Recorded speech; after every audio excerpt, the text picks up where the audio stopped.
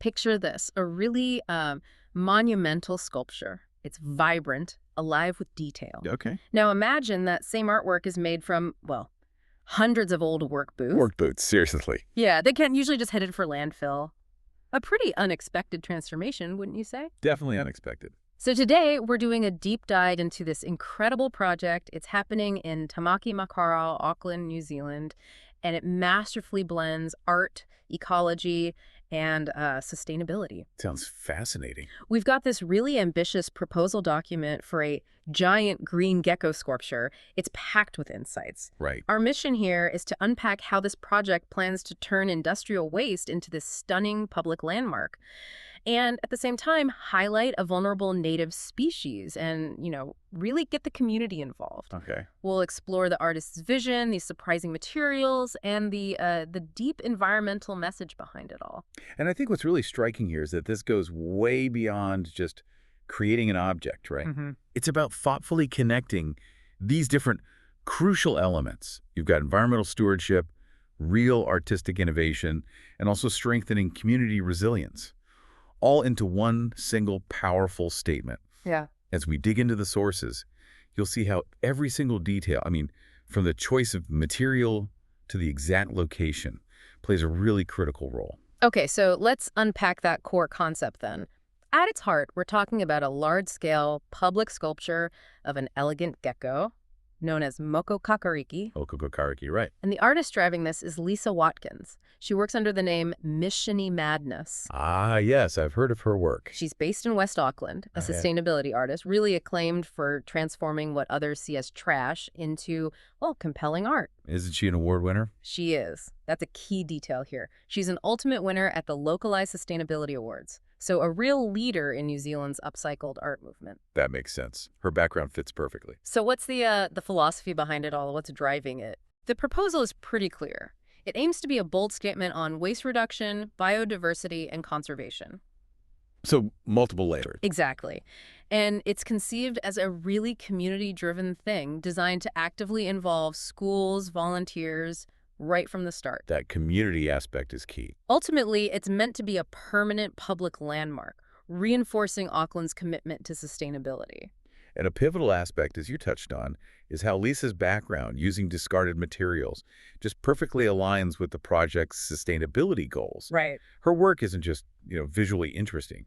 It's a powerful statement about our relationship with resources. It challenges our whole idea of waste. Definitely. And if you zoom out a bit, this project isn't simply about putting an object in a park. It's about shaping a public space, building that shared sense of responsibility in the community, and really elevating sustainability from just a concept into something tangible, beautiful, and experience for everyone. Okay, let's get to the material because you are going to be fascinated by this. Okay, I'm ready. It uses hundreds of discarded work boots, specifically 453 PPE boots, personal protective equipment boots. Wow, 453. That's a lot of boots. It is. And they weren't just any old boots. They were worn by water care employees during their big Central Interceptor project. Ah, so actual industrial waste. Exactly. Instead of landfill, they've found this extraordinary second life. Can you imagine the sheer volume, maybe even the smell before they started?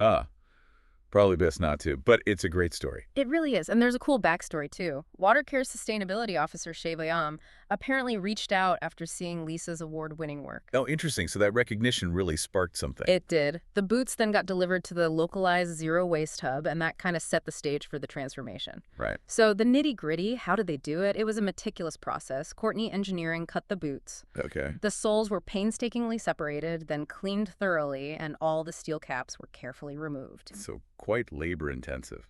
Incredibly so. It's not just art. It's like industrial-scale repurposing with real dedication. Yeah, that definitely raises the question, though. How do you physically turn hundreds of rubber boot soles into a giant gecko shape? That's an engineering puzzle. Right. Well, the proposal actually details that. There's a custom-engineered steel frame. Ah, okay. And it's built ingeniously from repurposed steel, too. So sustainability runs deep. Repurposed steel for the frame. Got it. This frame, this structural backbone, is absolutely critical. It ensures the sculpture's integrity, its strength over the long term. Art meeting serious engineering. Makes sense. You need it to last. What about the skin? the look of it? Good question. The skin will be these boot soles coated in resin, and the finish uses bold greens inspired by the native bush. Nice. They mention specific colors: Color Lab, Premium Gloss, Fern Green, Wattle Enamel Brunswick Green, and Cream Enamel. So really vibrant. Sounds beautiful, but durable outdoors. That's where the resin comes in. A high-gloss, UV-resistant resin, applied by an expert, Michael Engel, who apparently has over 30 years of experience. Okay, so specialist stuff. Definitely. This coating protects against weathering, preserves the colors, and even includes anti-graffiti protection. Smart. And there's a plan for recoating every 5 years.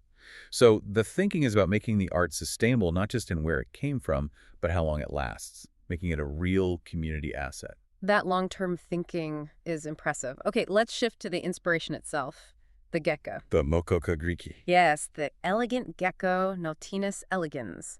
This species is found mainly in the forested bits of the northern North Island of New Zealand. So a truly local symbol. Very fitting for the location. What makes it so special? Well, it's known for its bright green body, sometimes with pinkish marks, a white border around the mouth. Oh, quite distinctive. And the males can even have blue-tinged stomachs. They're pretty small, though, up to 75 millimeter long, maybe 15 grams. Tiny, but visually striking. But here's the kicker. Their conservation status.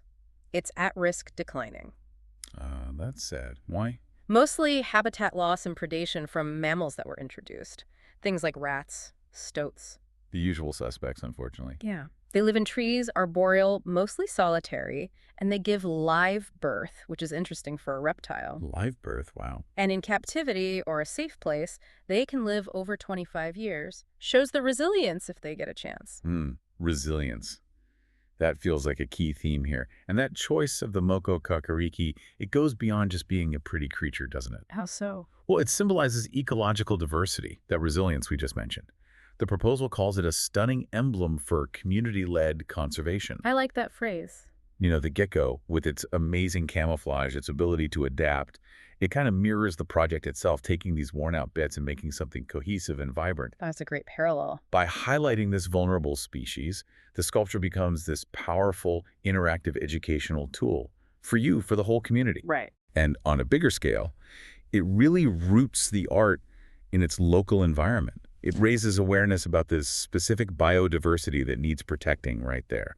Maybe makes you think a bit more about our role in that. It absolutely does. And speaking of community, this project really shows what happens when people pull together. It sounds like it. That disposal deadline for the boots, it actually spurred this huge support network into action, turned a problem into an opportunity. Amazing.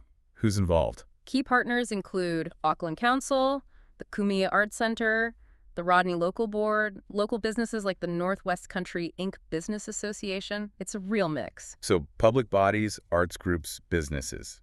A proper collaboration. Yeah, it highlights how many hands and minds are needed for something this ambitious. And the location is strategic, too. Where exactly is it proposed? The Parkland, right next to the Kumia Arts Center. Ah, okay. It was chosen deliberately to line up with Kumio Arts' long-term vision for a whole sculpture trail. A sculpture trail. Okay, that's exciting. Imagine walking through the park and suddenly seeing this giant gecko. But of course, there are practicalities. Big ones. Always are with public art. Like Ensuring the site is suitable, checking ground conditions, flood zones, making sure it fits the natural theme. Then dealing with potential issues like tree protection zones, land contamination, drainage. Right, all needing specialist reports. Arborists, engineers. Exactly. It's inspiring, but it's also navigating this complex web of logistics and technical stuff. And what really stands out there is just the sheer breadth of collaborators needed.